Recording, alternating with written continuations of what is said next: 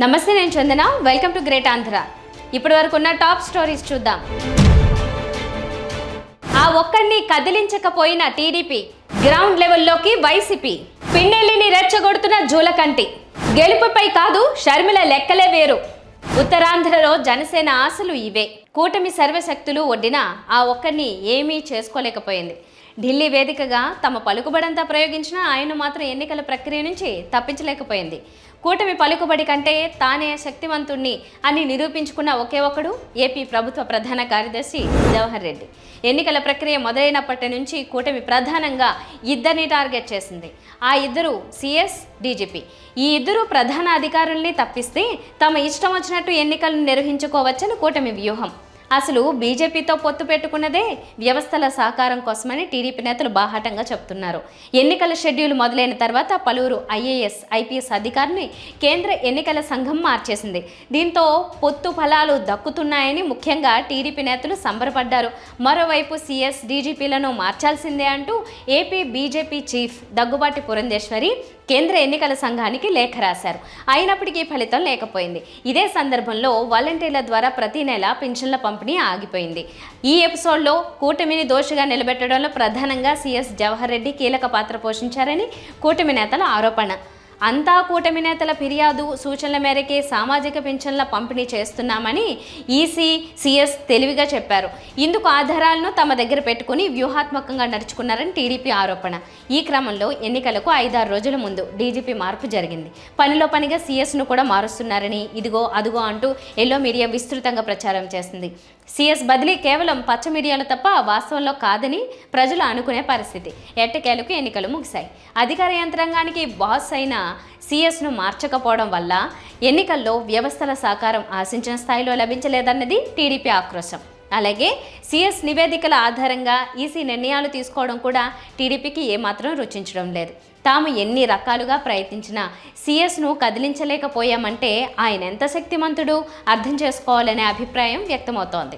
YCP ఈసారి అద్భుత విజయం సాధిస్తుంది అని ఆ పార్టీ నేతలు చెప్తున్నారు. గతంలో వచ్చిన సీట్ల కంటే 1-2 సీట్లు అదనంగా గెలుస్తామని కూడా ధీమాగా చెప్తున్నారు. అయితే గ్రౌండ్ రియాలిటీ అన్నది ఒకటి ఉంటుంది కదా, అక్కడ పరిణామాలు ఏంటన్నది కూడా చూసుకోవాలి. పోలింగ్ జరిగిన 1-2 రోజుల పాటు ఒక రకమైన వేడి వాతావరణం ఉంటుంది. ఆ ఊపు ఒక పాల పొంగు లాంటిది. అది తగ్గాక అసలు పాలు ఎంత అన్నది తెలుస్తుంది. ఫలితాలకు ఇంకా సమయం ఉండడంతో ఉత్తరాంధ్రలో వైసీపీ పరిస్థితి ఏంటన్నది గ్రౌండ్ లెవెల్ దాకా వెళ్ళి వైసీపీ 1-2 సార్లు తరచి చూసుకుంటోంది. తమకు వచ్చిన అంచనాలు కరెక్టా లేదా ఎక్కడైనా అతి ఉందా అన్నది కూడా చెక్ చేసుకుంటోంది. ఉత్తరాంధ్ర వైసీపీ రీజనల్ కోఆర్డినేటర్ వైవి సుబ్బారెడ్డి ఆరా తీస్తున్నారు. విశాఖ, విజయనగరం జిల్లాలకు చెందిన పార్టీ నేతలతో ఆయన భేటీ అయ్యి క్షేత్రస్థాయిలో పరిణామాలు, పోలింగ్ సరళి మీద పూర్తి స్థాయిలో సమీక్ష చేస్తున్నారు.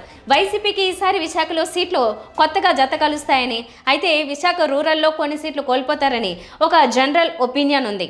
అలాగే శ్రీకాకుళం, విజయనగరంలో తమ గ్రాఫ్ ఎంతవరకు నిలబడింది, టఫ్ సీట్లలో పరిస్థితి ఏంటి, అనకాపల్లి, విశాఖ ఎంపీ సీట్లో పరిస్థితి ఏంటి అన్న దానిని వైవి సుబ్బారెడ్డి నేతల నుంచి సమాచారాన్ని సేకరించారని తెలుస్తోంది. మొత్తం 34 అసెంబ్లీ సీట్లు ఉత్తరాంధ్రలో ఉన్నాయి.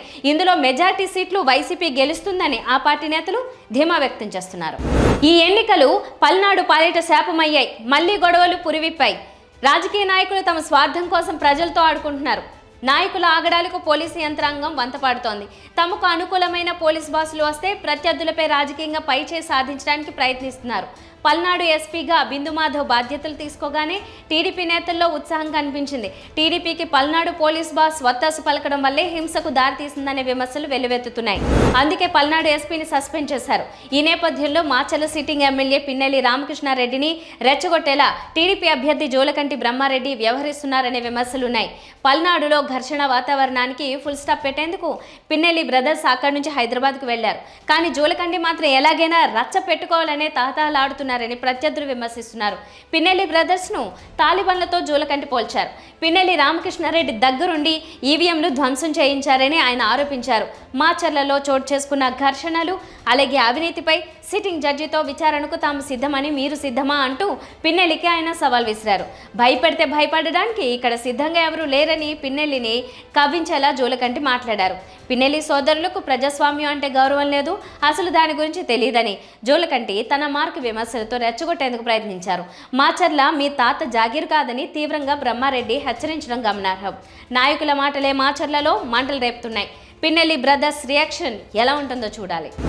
ఎన్నికల రోజున ఎన్నికల అనంతరం వైసీపీ కుట్రలు దాడులు ఇవన్నీ కూడా ఒక పథకం ప్రకారం జరిగాయి.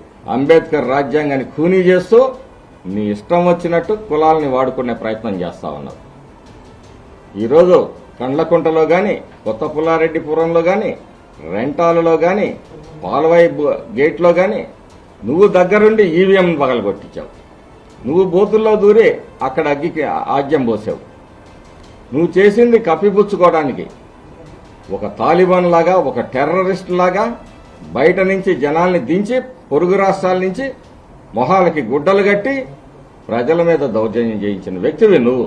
మాచర్ల పట్టణంలో పిన్నెల్లి వెంకటరామరెడ్డి అతనితో పాటు 5 వెహికల్స్ కలిపి ఒక సమూహం మీద తొక్కించుకుంటూ సినిమాల్లాగా పోయారంటే మీ అరాచకం ఏ పాటిగా ఉంది?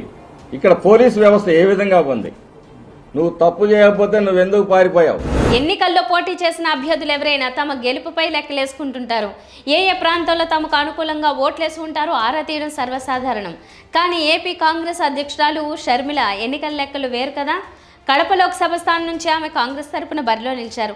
ఎన్నికల ప్రచారంలో షర్మిలకు వివేక కుమార్తె సునీత తోడుగా నిలిచారు. షర్మిల, సునీత ప్రచారాల తీరు గమనిస్తే వైసీపీ ఓటు బ్యాంక్ను టార్గెట్ చేశారు. వైసీపీకి అండగా నిలిచే ముస్లిం, క్రిస్టియన్, మైనార్టీల ఓట్లను తమ వైపు తిప్పుకునే ప్రయత్నం షర్మిల గట్టిగా చేశారు. తాను గెలవకపోయినా పర్వాలేదు, కానీ ఎట్టి పరిస్థితుల్లోనూ అవినాష్ రెడ్డిని ఓడించి తీరాలన్న పట్టుదల షర్మిలలో కనిపించింది.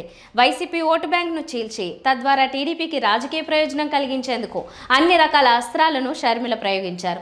చివరికి తన తల్లి విజయమ్మతో కూడా తనకు ఓటు వేయాలనే అభ్యర్థన చేయించడం గమనార్హం.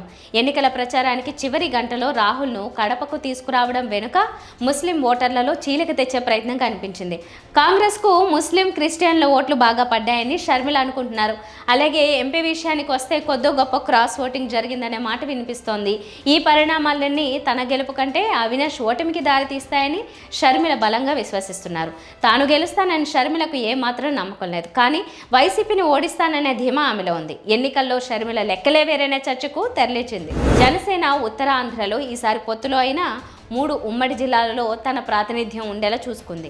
ఉమ్మడి విశాఖ జిల్లాలో విశాఖ సౌత్, పెందుర్తి, అనకాపల్లి, యలమంచిలి అసెంబ్లీ సీట్లకు గాజు గ్లాస్ పోటీ చేసింది.